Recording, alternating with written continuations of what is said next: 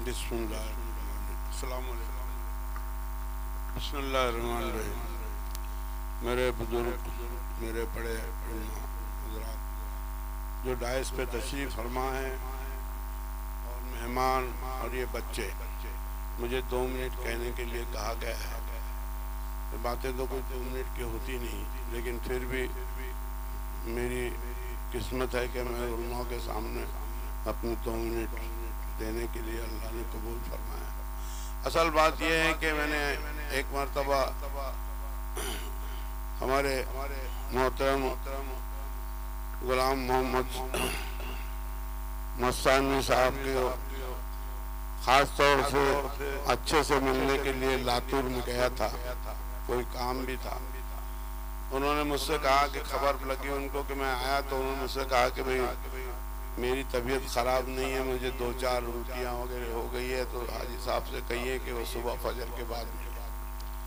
चलो बहरहाल हम लोग खाना खाए, सो गए। उसके बाद बड़ी अजीब बात है, मेरे रात को 2:30 बजे 3 बजे जब मैं उठता हूँ तो हजरत ने सुबह पानी 4-4:30 बजे, ठंडी का टाइम था, मुझे बच्चों के हाथ से भेजा।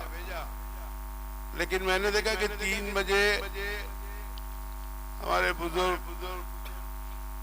मौलाना मस्तानी साहब बच्चों के रूम में घूम रहे रात को। कौन से बच्चे को ब्लैंकेट नहीं है, कोई बच्चे को ठंड तो नहीं लग रही है।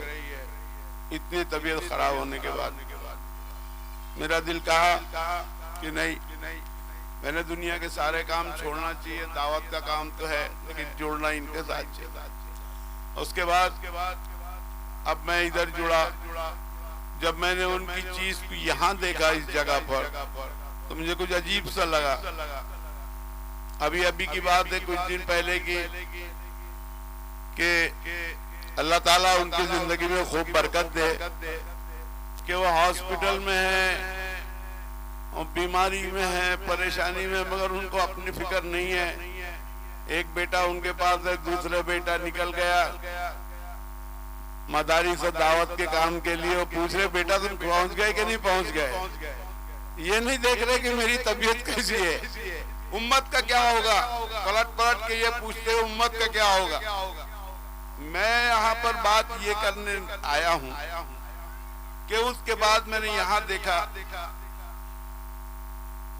यहाँ के मदरसे के हालात देखा, यहाँ के बच्चों के खाने के हालात देखा, ये नाजिम साहब को देखा, ये अपने हाथ से काम करते हैं, एक एक बच्चे को देखते हैं।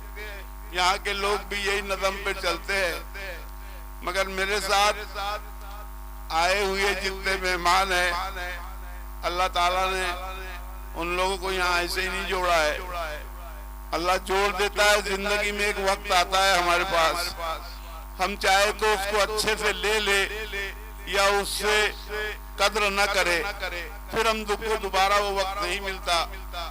मेरे अजीज़ाने दोस्त बुजुर्ग जो मेहमान तशरीफ लाए हैं, मैं उन लोगों से आजीज़ाना दरख्वास्त करता हूँ कि ये कुरान को आम करने की बात जो है और इस मदारिस की बात जो है इस एमपी में, आप लोग अगर एक इंसान ये फिक्र होड़ेगा कि मैं यहाँ की स्कूल और यहाँ के बच्चों का निज़ाम और यहाँ के मदारिस का निज़ाम और यहाँ के मोहतमीम का निज़ाम अगर आप लोगों तक पहुँचाओगे, तो आपको अगर 10 लोगों तक पहुँचा दिए तो उसमें से जो बच्चे लोग यहाँ आएंगे तो आपकी जिंदगियां तो बनेंगी, उनकी जिंदगियां बनेंगी, आपकी खानदान और आपको जो मरते के बाद भी उसका सवाब मिलता रहेगा हमको। तो हम लोग इस बात को यहाँ से आज इस मजमे के दुआ के बाद ये फिक्र लेके उठे कि जो यहाँ पर आया हुआ है वो बस ये मदरसे की फिक्र लेके जाए, ये नहीं कि जलसा हो गया अपने घर चले जाए। मैं तमाम मेहमानों से दरख्वास्त करता हूँ, करेंगे भाई ये काम इंशाअल्लाह करेंगे, जोर से बोलो। और यहाँ के बच्चों से एक मेरी गुजारिश है कि जब वो यहाँ से जाए तो ये सोच के ना जाए कि मैं इमाम बनकर के कहीं मस्जिद में नमाज पढ़ाऊंगा या आलिम बन के कोई काम करूंगा।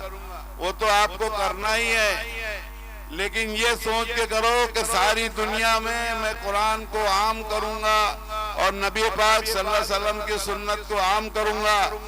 आज ये हाल है कि 1000 मुसलमान है तो उनसे 900 लोगों को ये कुरान उन्होंने पढ़ा नहीं है, उनको मालूम नहीं है। ये आप लोगों की ड्यूटी है कि कल अल्लाह मुझसे ये ना पूछे कि तुझे इस मदरसे से जो दिया था और जो हजरत की फिक्र थी आज के मेरी उम्मत का क्या होगा। आप लोग ये फिक्रे ओढ़ के जाए और इस मदरसे से काम करके जाने के बाद, पढ़ने के बाद और स्कूल से पढ़ने के बाद पूरी दुनिया में आप फैले। करेंगे भाई इंशाअल्लाह, नियत करें। उसके बाद मैं नाजिम साहब से एक आजिजाना दरखास्त करता हूँ कि वो यहाँ पर मुझे लिख कर दे कि अपने बच्चों को यहाँ वो जिस तरीके से उनका एजुकेशन है, मतलब न्यूज़पेपर मैं इंशाल्लाह अपने खर्चे से पूरे विदर्भ के अंदर यहाँ के मदारिस की न्यूज़ मीडिया, इलेक्ट्रॉनिक मीडिया और पेपर मीडिया पर चलाऊंगा। और इंशाअल्लाह ताला मैं भी चाहता हूं कि छोटी सी एक मेरी भी आखिरी उम्र की एक थोड़ा सा वक्त नाजिम साहब के साथ इस मदरसे के साथ लग जाए और हजरत की दुआ मुझे भी शायद मिल जाए। अल्लाह ताला इसको कबूल करे। और मैं तमाम जो डायस पर हमारे उलमा हजरात है उनसे भी दुआ करूंगा कि अल्लाह ताला मरते दम तक मुझे इस काम में शामिल रखे।